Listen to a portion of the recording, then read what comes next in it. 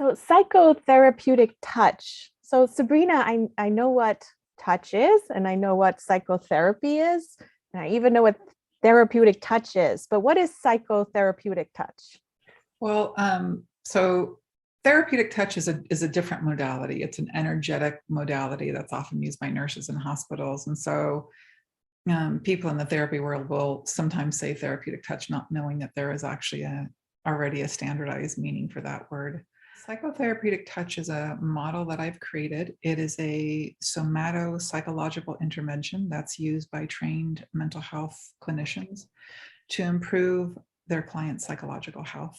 It has a clear set of ethical standards, boundaries, indications, and contraindications, and so on. So part of the reason why I kind of created this model or this title is because there isn't a standard in the world of psychotherapy. Mm-hmm. And so my intention is to have a standard. So we know what psychotherapeutic touch means. So this is something you've developed. Can you tell me why? Yeah, so I did my master's at Naropa University, and I did my master's in dance therapy and body psychotherapy. So it's a somatic counseling program. And even within my program, there was really very little training on touch. Most therapists get this, training about slippery slope, and there was a little this much, and it wasn't enough. And so there aren't standards for clinicians to understand what is actually the boundaries around touch and therapy. What are the ethics? What are the contraindications? There just is a dearth of information, and there's a lot of misinformation. And so, with my background comes from, I was a massage therapist for many years, a yoga teacher, a meditation instructor, et cetera. So my whole world is around movement and embodiment and contact. And, because therapists aren't really trained at all, in most traditional programs, like in universities, what they teach you is this idea of the slippery slope, which is that, touch is a slippery slope to sexual abuse. And that's about all they get. They might get a little bit more, but they don't get a full and complete understanding of how touch shows up or does it show up within the session. And so most clinicians are operating from a we don't know what we don't know stage. So there are different categories of knowledge base. There's, we know what we know, and we don't know what we don't know, and we know what we don't know, right? And part of my goal in the introduction trainings is just to get clinicians to understand that this is a wide and broad field, and to get them to the stage where at least they know what they don't know. And then ultimately to provide basic training for all clinicians to understand what are the parameters around touch and therapy. Mm-hmm. Mm-hmm. That's so wonderful, because if you don't have touch involved or you don't feel safe doing touch, you're just missing out on so much that's potentially healing. So tell me about, what do you mean by the slippery slope argument? And you said that it's not a valid argument. Can you tell me more? Yeah, if you go online and look up slippery slope argument, you will see all kinds of information from the field of logic saying it's a fallacious argument. Mm-hmm. So the slippery slope argument is the concept that if you take one action, that it will inevitably lead to following negative actions. So in the world of psychotherapy and touch, the argument is that if you touch your clients in any manner, that it is a slippery slope to sexual abuse. Right? And that's just not true. Touch is just as important for human development and for mental and psychological and spiritual health as water is to the body to function.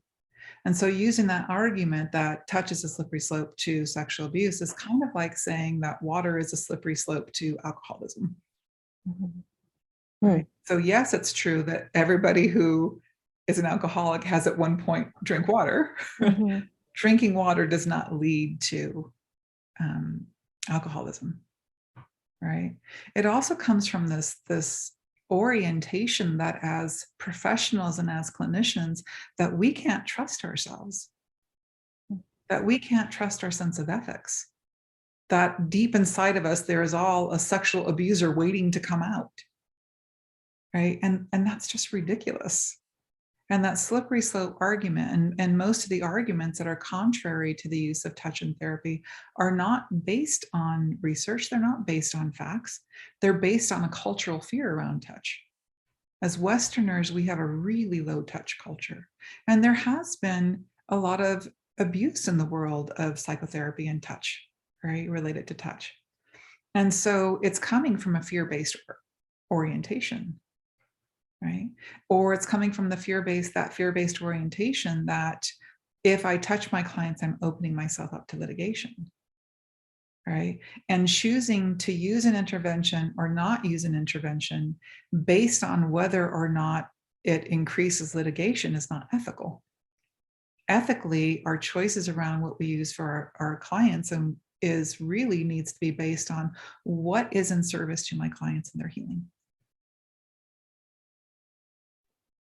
I get that. I get that for sure. But as you say, there have been, psychotherapists who have sexually abused clients. So when you do introduce therapeutic touch, or Sabrina, tell me, when you do use touch in therapy, like what are ethical considerations that need to be considered? So some of the ethical considerations, for example, are you comfortable using touch with your clients? Because if you're not, you should never put your hands on them, because that discomfort gets transmitted energetically. We get trained in school that there are these strict, hard ethical considerations, and some of them are true, like you should never touch your client's breast, right? We can all agree that that is a hard and fast ethical consideration. But if, for example, somebody comes to touch me or to give me a hug, right, and I pull back, right, I've just now shamed the client. And is that ethical? Right?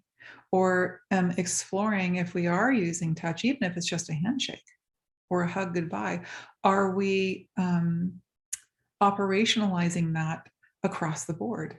Do we touch people of different races differently? Do we touch people of different genders differently? Do we touch people of different ages or abilities differently? And so we really need to look at some of those considerations. We also need to, one of the pillars of, well, there are kind of 6 pillars of ethics. And those pillars are research, ethical principles, rules of conduct, rules and regulations, and values and moral principles. And right now, those aren't really being explored. We're just kind of regurgitating what we get from our training. And so when we look at whether touch is or is not effective in therapy, we have to look at the research. And now there is not a lot of research in the field of psychotherapy. And the reason is because there's no one paying for it. Right? Not only is there an aversion to touch culturally, right? There's also an aversion to touch in the psychotherapeutic models, right? And so there isn't really any research being done. There is research being done outside the field of psychotherapy, in the fields of massage therapy, and in the medical fields and nursing and using touch with clients, and right, there's a lot of information out there. It's just not being done in the world of psychotherapy. And because of that, we don't have adequate information. We have to pull from other fields. So I have a genuine question. Yeah. So Sabrina, you were saying that part of being able to use touch effectively is that the clinician must be really comfortable with touch.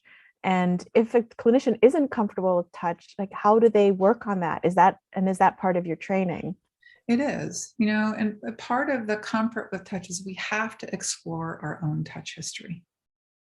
We have to know where we come from. So I do a lot of experientials and getting people to explore their own background. Like, when was the first time that you remembered loving touch, an unwanted touch? And if you were in a busy place and somebody touches you, inadvertently, how do you respond?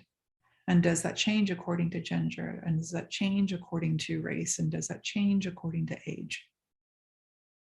Right? And really looking at that internal material, because anything that we have not processed in our own material becomes projections onto our clients. Right?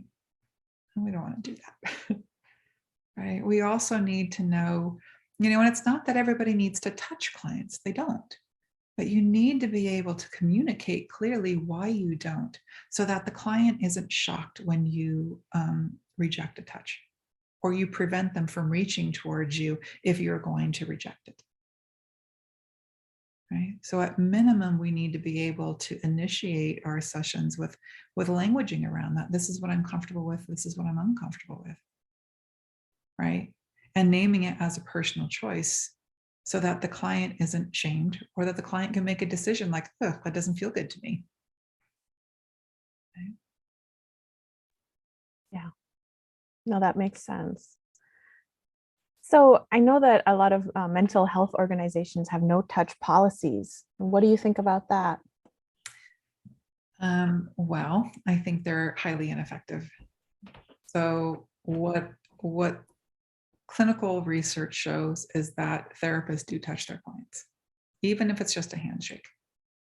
Right? Touch is often happening in the process of therapy, or a hug goodbye. Some don't, but by and large, clinicians do. And no touch policies, what they do is they actually make touch secret, which is a contraindication for touch. We should never be doing anything in our sessions that is secret.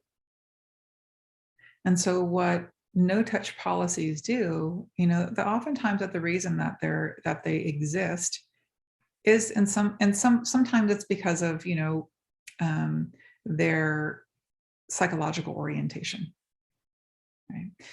But a lot of times it's based on fear of litigation. And as I've named before, fear of litigation should not be an ethical consideration in the interventions that we use with our clients. But even so, that the belief that having a no-touch policy is going to prevent litigation is actually the opposite.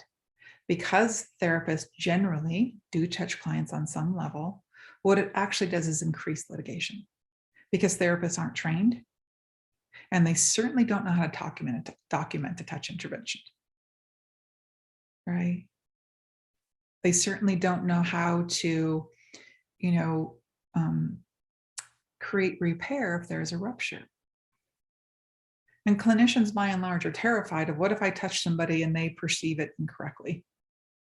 Well, part of the training of psychotherapeutic touch is beginning to understand what are the parameters that affect how our therapists receive that, or how our clients receive that touch. Right? If I'm a white person and I'm constantly touching a Black person, right, there's a power differential. And so that may be perceived differently than if I'm touching a woman in my age range that's white. And so we really have to explore all these considerations, but we don't, because it's shadowed. Can you tell me more about it being shadowed? What do you mean by that, Sabrina? Yeah, so because there is this bias, or this sort of, we have a psychotherapy culture, and the psychotherapy culture is touch is not okay. Right? And so all touch becomes shadowed. It all becomes secret. I can't tell you how many people I've talked to, how many clinicians I've talked to about this. And they will then tell me, this is how I touch my clients. And they do it sheepishly. Right? And I don't want that. I want people to be able to actually know really clearly why it's valid, why and when it's invalid. What are the benefits of it? Right? To have them have really thoroughly explored the ethical considerations of that balance between beneficence and malfeasance. Right? I don't want us to be doing our work in shame. Right? I want clinicians to be able to stand up and really be clear about, these are the interventions I use. This is why they're clinically valid. Right? And so we need to start having conversations about this rather than throwing out some slippery slope argument or presuming that it's unethical. Yeah, I can just imagine that for a client for whom touch would be very healing, having a practitioner who refuses to touch you in any way could actually be triggering as opposed to helping. Right. And that's not to say that if this person needs touch, that therapist should do that if they're not trained and they're not comfortable. Right. But again, they need to communicate that clearly to the client. And if that's really what the client needs, they need to refer them out. Mm-hmm. You know, there are people who want services that I don't do. I don't do exposure therapy. I don't do EMDR. And if the client wants that and feels that's in their best healing interest, then I'm ethically obligated to provide a referral for them so that they can get the healing that they believe is best for them. Yeah, that makes a lot of sense. Yeah, I really love your point about it's not ethical to not provide something that's needed because of your fear, you know, especially of litigation. And yeah, I think that just really resonates. That kind of the intention that all, you know, healers go into their work is to help people, and so it's not ethical to then hold back something that could be helping them. Right. Yeah. Now it is, you know, it is ethical to not provide something that you're not trained in and that you're not comfortable with. Right? You should never be providing something that you're not skilled in, and you should never be providing something that actually your system is not okay with, because it usually means either that's an ethical boundary for you, a cultural boundary for you, or something that you haven't explored in your own material. And touch can be extremely healing. You know, there are, when I lead the training, so I do 2 trainings. One of them is an introduction, it's online, and then do a larger sort of certification training program. And when I talk about this with men who are even more fearful about touch, right? That one of the arguments I make with them is like, yes, you need to be trained. You need to do it ethically. You need to do it with consideration. And for those of us who have been harmed by men, for those of us women who have been harmed by men, the lived experience of being touched in a loving and safe way can be critical to the healing process. I mean, that's in some ways what we're doing with therapy, is we're creating an environment to repair the woundings that our clients have had, but also to give them a lived experience that they may not have had, a lived experience of being unconditionally loved, a lived experience of being fully attended to. Right? And if we've been touch wounded or touch deprived, having the experience of learning how to receive safe and loving touch, and the lived experience of learning how to not brace or tense up against that, but to receive that, is super critical to the healing process. Right? Because if it's showing up in therapy, it's showing up in our lives with our husbands and friends, and right. And touch has such capacity to heal. You know, our natural instinct when the child is crying is to pick them up on our lap and rip their back. That's instinctual. Right? And with my friendship groups, when, you know, I'm a relatively touchy person, my friendship groups, when somebody is hurting, we hug, we hold, we rub it back, we hold a hand. Because all of our wounding, you know, what I could say is that when I think about everything that we experience. So as an internal family systems, I relate to this idea of sort of our grounded self. our wise Atman, eternal self. And then all these parts that hold our wounding and our protections against those woundings. When we have parts that have been wounded, right, or parts that protect against that wounding. So let's say, for example, I had an aggressive father. And so when my father was in my life, I became small, right? And then as my father left the environment, maybe I then developed a protective system that was a big badass, like, you can't tell me what to do, right? So we have that exile or that vulnerable wounded part, and then we have the coping mechanism or the managing part that takes care of it, right? Tries to make sure that we are never again going to be in that position. What is true of all of these parts of ourselves is that they all experience a sense of aloneness in their suffering. And so with internal family systems and with parts therapy, what we're doing is we are attending to each of those parts. We're making sure they are heard, they are seen, they are witnessed, they know that yes, they were alone, but they are no longer alone. Our wise Atman, grounded soul, whatever you want to call that self, is actually can be present with those parts that are wounded. Okay? And having that experience of having attuned presence and that possibility of that they can reach out a hand and actually hold our hand gives a felt sense that we are not alone, that we are not alone and our parts are not alone. Okay. And honestly, if I could narrow everything that I see, I used to say everything that I see and everything that I work with is all trauma. And now I'm like, no, it's more than that. Everything that I'm working with people has to do with disconnection. A disconnection from ourselves and our parts, a disconnection from our bodies, a disconnection from community, from the earth, from the divine. And so the real work and therapeutic process is about reconnecting. And because we are physical beings living in physical bodies, the use of touch as a form of I'm here, I feel you, I'm with you, has incredible power to heal. And it's untapped.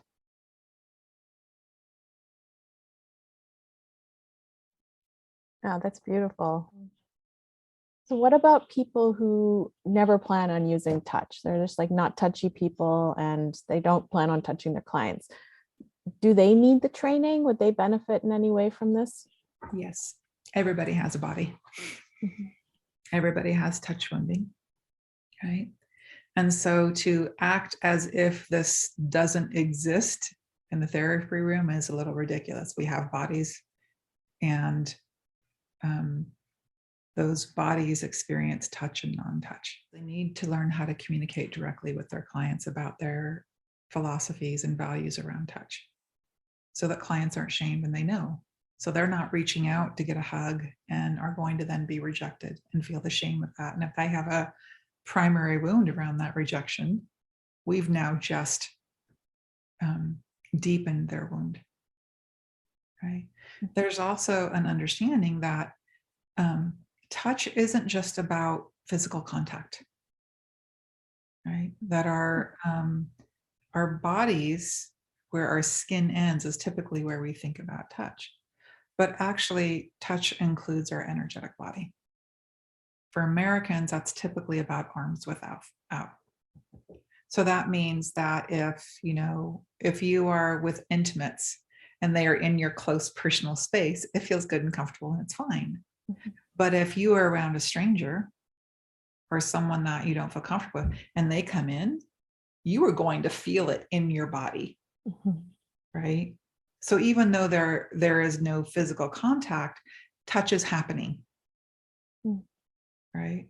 And so that also means that clinicians need to be really conscious of their physical space and being able to talk about that with clients. I remember having a therapist, my first IFS therapist, who I adored and really made a huge impact in my life and my future. And she's the one that is the reason why I actually became a therapist and did the IFS training, was that she would do this thing, and I'll do it online because you'll feel it online, right? So even though we're online, you're going to feel the difference in that space. So notice how it feels right now with me being at this distance, and notice what happens when I come in, right?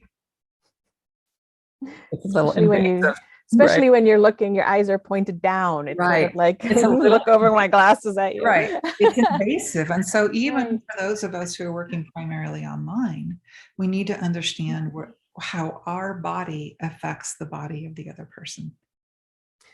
I was going to ask that, Sabrina, what about if you're just doing therapy online at a distance? Like, yeah, what does touch got to do with it? Well, touch is a topic for exploration, like everything else. Like, we can talk about our relationships, we can talk about work, we can talk about loneliness, we can talk about all these other places where we are not living into our full selves because of our individual and cultural wounding, right? And so it's not really addressed, right? There are also lots of interventions that you can do online. So you can teach clients about self-touch, right? You can teach clients using things like weighted bags. I have a video on my YouTube channel that talks about the use of weighted bags for nervous system regulation, right?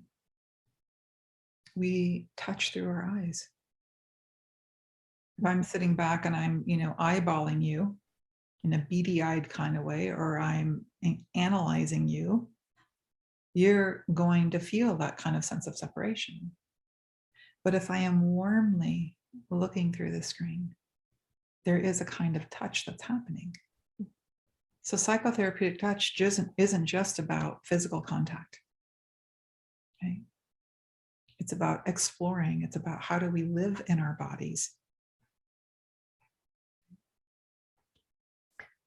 One thing I'm thinking about is as we are coming out of the pandemic lockdown, hopefully, I know that for me, being in person with people or seeing an in-person performance, I mean, there's just this electricity of being in the same space that I wasn't aware of before. But it's almost like after being isolated and behind screens for so long, it's like we're more naked. And so we can feel it all even more than before. Okay. I think that, there is a term that I love, and it's called touch hunger. And there's a beautiful, I'm forgetting the guy's name, but he was a prisoner. And he tells a story of how when he was so touch deprived that when he was in the jail cells in isolation, that there was a fly in the cell with him. And that when the fly touched him, skin was so sensitive, and the fly touched him, that he had all these imaginings of touch. And then he realized that the fly would land on him more. I think he had a cut or something, would land on him more when there was blood. And so he would make these little tiny scratches on his skin to draw the fly to him, just to feel the touch. And to me, I named that, and that's so poignant, so touching. It really speaks to how, as a culture, we are so touch deprived. And I think about the larger social implications. Like, if we were touchy people, would we war as much?